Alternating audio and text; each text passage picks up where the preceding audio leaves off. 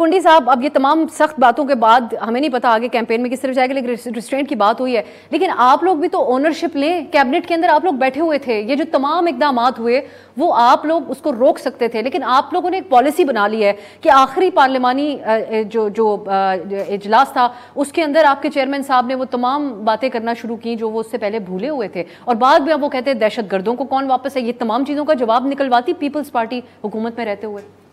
देखिए, दो तीन चीज़ें हैं। पहली बात तो है कि बिल्कुल हम कैबिनेट का हिस्सा थे और हम ओनरशिप लेते हैं। इरफान सदीकी साहब ने बात की है, मैं उनको दावत दूंगा कि वो जो हमारे फ़ॉरेन ट्रिप्स हैं उनको जल्दी से जल्दी निकालें, और साथ वो ऐसे भी फारिग हैं और सारे वज़रा की कारकर्दगी भी निकालें कि जिस वज़रा की क्या क्या कारकर्दगी सबको आना चाहिए।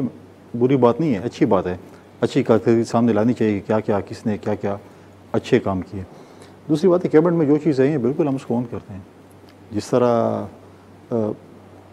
एहसन इकबाल साहब ने शुगर के मुतल्लिक़ कहा, वो ईसीसी और कैबिनेट में आया था। उनके अपने पार्टी के लोगों ने कहा कि वो जो ईसीसी में आती है उसके बाद जो है उसके बाद कैबिनेट ने अप्रूव किया। अगर एक गलत चीज़ थी, फॉर एग्ज़ाम्पल मैं एक गलत तजवीज़ दे रहा हूँ तो उसको रिजेक्ट कर देते। लिहाजा ऐसी चीज़ नहीं है जिस पे जो है हम कहें कि जी ये चीज़ गलत है। और जो चीज़ आई है, आप अगर डिलिमिटेशन की बात कर रही हैं, CCI की बात कर रही हैं, वो भी ऐसी है।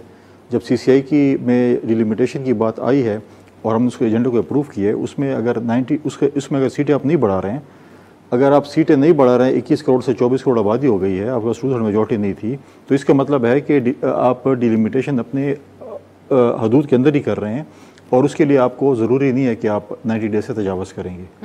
पिछले साल इलेक्शन कमीशन ने डिलिमिटेशन की थी, उनके पास सब कुछ तैयार था और वो इस प्रोसेस में कर सकते थे। आज तक डिलिमिटेशन का प्रोसेस शुरू नहीं हुआ और कितने दिन हो चुके हैं।